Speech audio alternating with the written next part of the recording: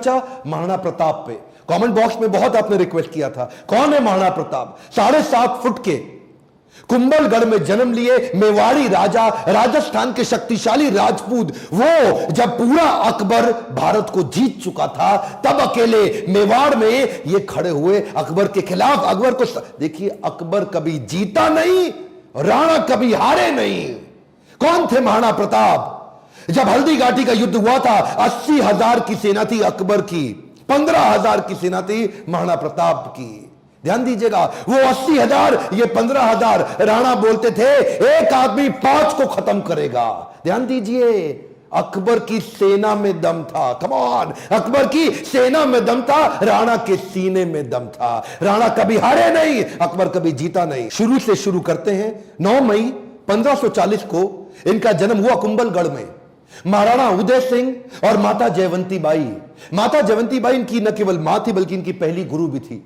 बचपन से इनमें लीडरशिप क्वालिटी इतनी ज्यादा थी कि खेल खेल में ये बच्चों के लीडर बन जाते थे, उनकी टीम बना देते थे, उनके रोल, उनके गोल डिसाइड कर देते थे। और उसी समय अस्त्र शस्त्र, पूरी आर्मी की, मिलिट्री आर्मी की पूरी ट्रेनिंग ले ली इन्होंने। परिवार में कई लोग थे। सिसोदिया वंश में बप्पा रावल, राणा हमीर, राणा सांगा, राणा प्रताप, लेकिन महाराणा केवल राणा प्रताप को बोला गया। देखिए, महाराणा उदय सिंह की दूसरी पत्नियां भी थी। उनमें से एक थी महारानी धीरबाई, जो चाहती थी कि उनका पुत्र जगमाल राजा बन जाए मेवाड़ का, और बाकी पत्नियां चाहती थी कि उनके बच्चे राजा बन जाए। यह था परिवार में टूट फूट। अकबर बहुत तेज था, वो जानता था कि बड़ा आसान तरीका है, इन्हीं राजपूतों को आपस में लड़वा दो, कुछ को अपने साथ ले लो, बाकियों को खत्म करना आसान हो जाएगा। वही हुआ, राजपूतों में आपस में लड़ाई हो गई। जब जब घर टूटेगा, तब तब पड़ोसी आके लूटेगा। यही हुआ, हर बार ऐसा होता आया है। ये पहली बार तो हुआ नहीं है। 326 बीसी के अंदर जब सिकंदर भारत आया था, तो महाराजा आम्बी ने पोरस को धोखा देके उनसे संधि कर ली, पोरस हार गए। मोहम्मद गौरी कभी पृथ्वीराज चौहान को ना हरा पाते, जयचंद उनके साथ मिल गया, इसीलिए पृथ्वीराज चौहान हार गए। ब्रिटिशर भी हमारे देश में क्या कर लेते, वो तो ग्वालियर के सिंधिया, इंदौर के होलकर, हैदराबाद के निजाम और पटियाला के राजा 1857 में इन्होंने धोखा दे दिया, इसलिए हमारा देश मार खा गया था। और इसी तरह मुगल भी महाराणा प्रताप को कभी हरा नहीं पाते। वो तो जब परिवार टूटेगा, तब तब पड़ोसी आके लूटेगा। आमेर के महाराज को इन्होंने अपने साथ ले लिया, टोडरमल को अपने साथ ले लिया, जयसिंह को अपने साथ लिया। इन्होंने परिवार के ही लोगों को तोड़वा के अपने साथ जोड़ लिया। अकबर स्मार्ट था। यहां पे महाराणा प्रताप अकेले पड़ गए, लेकिन भीलों की सेना बनाई। वो जो जंगली भील होते हैं, उनकी मदद ली, उनको ट्रेन किया। ये हारे नहीं कभी। महाराणा प्रताप वो आते थे, इनको पर अटैक करते थे। थोड़े दिन के लिए महाराणा प्रताप इधर उधर निकल करके फिर दोबारा नई सेना बना के फिर खड़े हो जाते। देखिए, ना तो ये महाराणा प्रताप को मार पाए, ना ही उसको पकड़ पाए। महाराणा प्रताप हर बार बाउंस बैक करते थे। महाराणा प्रताप शरीर से इतने ताकतवर, 7.5 फुट की उनकी हाइट, 70 किलो का उनका कवच, 10-10 किलो के जूते, 10-10 किलो की तलवार, 80 किलो का भाला। बहलोल खान को कैसे काट डाला? कौन था बहलोल खान? ये थे अकबर का सबसे बड़ा सेनापति, जो हल्दी घाटी के युद्ध में आया था।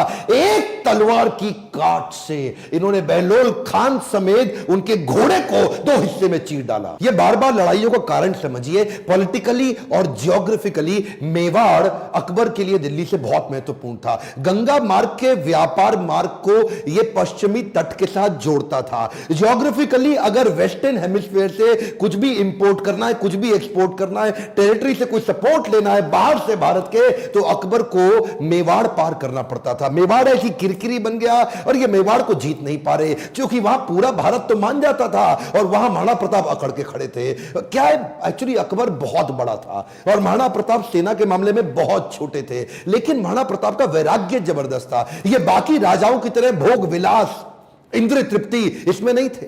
ये बोले कि मैं अपनी सेना के बीच में रहूंगा। ये भीलों के बीच में जाके रहने लगे, जंगल में रहते थे। उबली सब्जी, कच्चा खाना खाना, जमीन पे सोना, पत्तल पे खाना, कोई बिस्तरा ना होना, सर पे छाता नहीं, पैरों में जूता नहीं, आम जीवन जीना उनके साथ। और तभी भील, जितने भील लोग वहां के हुआ करते थे, जंगली आदिवासी, वो उनके साथ जुड़ गए। वो तन मन धन से जुड़ गए। वो कहते थे अगर आप कहें अभी गर्दन कटवा देंगे। अकबर इसीलिए घबराता था। अकबर ने कई बार कई लोगों को भेजा, इन्होंने टोडरमल को भेजा, इन्होंने राजा मान सिंह को भेजा, इन्होंने और हिंदू राजाओं को भेजा कि तुम जाके इनको समझाओ। जलाल खान, कोरची, भगवान दास सब आए। एक्चुअली 8 बार प्रपोजल लेके आए। एक प्रपोजल तो महाराणा प्रताप को क्या दिया कि आधा हिंदुस्तान तुम्हारे नाम कर देंगे, बस मेवाड़ हमारे लिए छोड़ दो, हमारा आधिपत्य स्वीकार कर लो। महाराणा प्रताप क्या जवाब देते? वो तो महाराणा प्रताप है। मारो मेवाड़ी सरदार, मेवाड़ी सिरदार, नील घोड़ा अश्वार राणा, सुने तो जय जय। जिस पे दो धारी तलवार राणा, सुनता जाजो जी। मारो मेवाड़ी सरदार, नीले घोड़े रासरार। कितनी सुंदर लोकगीत है। इतने सुंदर, आज भी इनको भगवान मानते। मारो मेवाड़ी सरदार। और ये तो क्या, अब्राहम लिंकन की मां ने उनको एक बार कहा कि बेटा तुम हिंदुस्तान जा रहे हो? बोला हाँ मैं हिंदुस्तान जा रहा हूं, एक काम करना मेरे लिए वहां से कुछ लाते आना। क्या चाहती हो मां? बेटा मैं चाहती हूं कि हल्दी घाटी से थोड़ी मिट्टी लेकर के आना। मैं महाराणा प्रताप आज भी उनको पूजनीय इसलिए मानती हूं क्योंकि वो राणा ने आधे देश के बदले, एक खमौन क्या, आधे देश के बदले अपना छोटा सा राज्य मेवाड़ बदले में अकबर को देने को तैयार नहीं हुआ। अकबर बोलते थे आधा देश तुझे दे दूंगा अगर तू केवल मेवाड़ मेरे लिए छोड़ दे। मेवाड़ स्ट्रैटेजिकली इतना इंपॉर्टेंट, लेकिन महाराणा प्रताप तो महाराणा प्रताप। मारो मेवाड़ी सरदार। हल्दी घाटी का युद्ध 1576 का, इतनी छोटी सेना होने के बावजूद महाराणा प्रताप स्ट्रैटेजिकली युद्ध को कैसे लड़े? देखिए अरावली की जो रेंज थी, पहाड़ियों की और घाटियों की, उसकी बहुत जानकारी थी इनको। कीका ये वहीं पैदा हुए, वहीं घूमे। छापामार युद्ध, द्विकंटक नीति, सैनिकों को बोले पहाड़ियों में ऊपर से और घाटियों के नीचे से पूरी तरह कवर करो, और अफगानी राजाओं को अपने साथ लिया। हाकिम खान जो उस समय अकबर के खिलाफ था, ये जैसे जैसे अकबर इनके खिलाफ लड़ते, ये भी अपने स्ट्रेटेजिक अलायंस को बिल्ड करके अफगानी राजा को अपने साथ लेके आए। बहुत छोटी सेना के बावजूद अकबर के छक्के छुड़ा दिए। अकबर सामने नहीं आता था इनके, अकबर को डर था। इनकी तलवार, अकबर की हाइट कम थी, एक बार मारेंगे घोड़े हाथी समेत काट देंगे। चेतक इनका इतना पावरफुल घोड़ा कि उसके आगे ना सूंड लगा देते थे। हाथी कंफ्यूज होता था कि ये घोड़ा नहीं है, कहीं हाथी तो नहीं है। था साथी तेरा घोड़ा चेतक, जिसमें तू सवारी करता था, थी तुझमें ऐसी कोई खास बात जो अकबर तुझसे डरता था। ये जो चेतक घोड़ा था, नीले रंग का अफगानी घोड़ा, ये एकमात्र ऐसा घोड़ा है जिसके ऊपर कई कविताएं बन चुकी हैं आज तक देश में। चेतक, इसको अपने पुत्र से ज्यादा प्रेम करते थे महाराणा प्रताप। वो युद्ध के दौरान उन दिनों हाथी की सूंड के आगे तलवारें लगी होती थी। जब ये छलांग मार के अपने घोड़े के साथ जा रहे थे तो उस तलवार से एक पांव चेतक का कट गया। युद्ध के दौरान जब महाराणा प्रताप अकेले फंसे थे ना, तो यही वो चेतक था जो इनको भगा के एक कटी टांग से 28 फीट का गहरा नाला टाप के चला गया। अपने राजा को पहले उसने बचाया और उस छलांग के कारण अपने प्राण त्याग दिए। और केवल चेतक ही नहीं, महाराणा प्रताप के पास एक हाथी भी था जिसका नाम था राम प्रसाद। राम प्रसाद की अहम भूमिका थी हल्दी घाटी के युद्ध में। इस रेख राम प्रसाद हाथी ने कम से कम 8 हाथी अकबर के खत्म कर दिए और कई घोड़े मार दिए। राम प्रसाद के आगे जो तलवार लगी थी वो बड़ी खूंखार थी। अकबर का पूरा फोकस था कि राम प्रसाद को किसी तरह अपने साथ ले जाऊं। अकबर ने 12 हाथियों का चक्रव्यूह बनाया और जो राणा प्रताप का राम प्रसाद हाथी, उसको कंट्रोल किया महावतों की मदद से और उसको किसी तरह अपने साथ ले गए बंदी बना के। ये राम प्रसाद, इस हाथी का बाद में नाम बदल के अकबर ने पीर रख दिया। और ये पीर हाथी, इसको 28 दिन तक अकबर बोलते रहे सब कुछ खिलाओ सब कुछ पिलाओ। राम प्रसाद ने सब खाना बंद कर दिया, अन्न जल का त्याग कर दिया।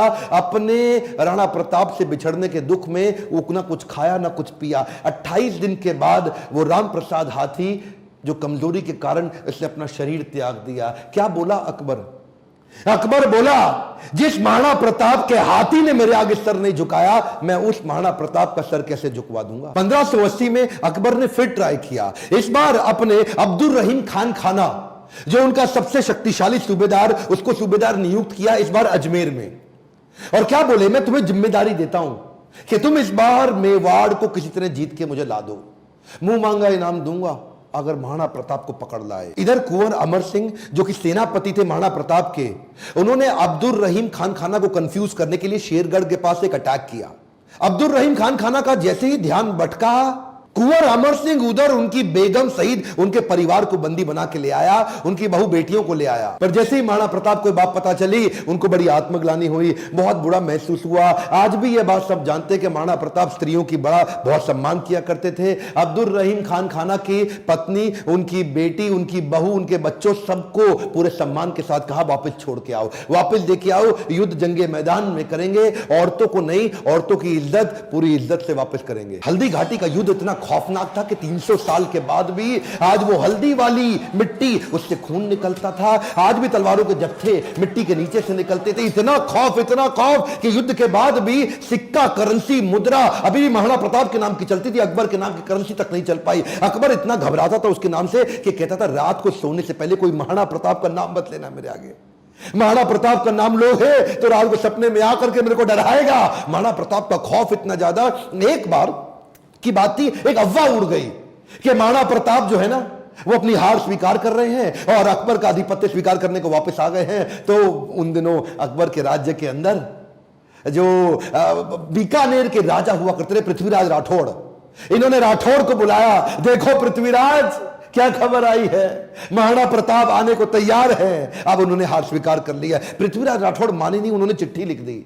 पृथ्वीराज राठौड़ ने तुरंत महाराणा प्रताप को एक पत्र लिखा और पत्र में लिखा कि मुझे विश्वास नहीं हो रहा यह बात सुन के कि क्या अब जंगल का शेर सियारों के साथ रहेगा, क्या सूर्य अब बादलों के पीछे छुप जाएगा, क्या चातक अब धरती का पानी पिएगा, क्या हाथी अब कुत्ते के जैसा जीवन बिताएगा, क्या तलवारें अब मयान के अंदर चली जाएंगी, राजपूतानी अब विधवा हो जाएगी। आपकी सौगंध, ये बात सुन के मेरा दिल कांप उठा है, मेरी मूछें तनी हुई नीचे चली गई हैं। कृपया आप ही बताएं ये बात कहां तक सही है। पृथ्वीराज राठौड़ का पत्र पढ़ते ही महाराणा प्रताप की आंखों में क्रोध से लाल हो उठी। महाराणा प्रताप कहने लगे, बादलों में वो क्षमता कहां है जो सूर्य को रोक सके, शेर की मार सह सके, ऐसे सियार ने कभी जन्म नहीं लिया। धरती का पीने के लिए पानी चातक की चोंच बनी ही नहीं है और कुत्तों की तरह जीवन जीने वाले हाथी की बात आज तक हमने सुनी ही नहीं। महाराणा प्रताप बोले, भूखा प्यासा रह के भी मेवाड़ की रक्षा करूंगा, अपने प्राण जाने दूंगा पर मेवाड़ नहीं जाने दूंगा। बहरहाल इसी दौरान अकबर को समझ आ गया महाराणा प्रताप को मैं हरा नहीं सकता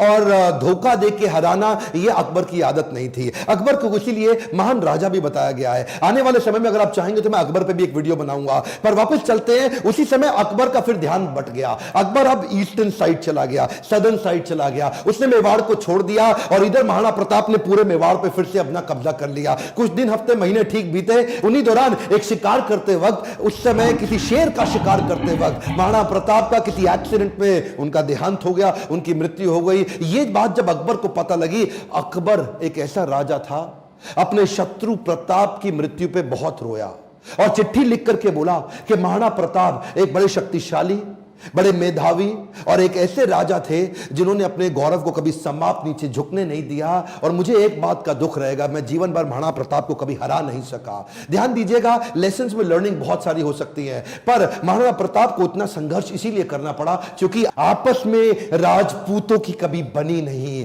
ध्यान दीजिएगा, जब जब घर टूटेगा आपका पड़ोसी आपको लूटेगा। सिंपल सी बात है साहब, जब जब भारत बटा है तब तब भारत टूटा है। वैसे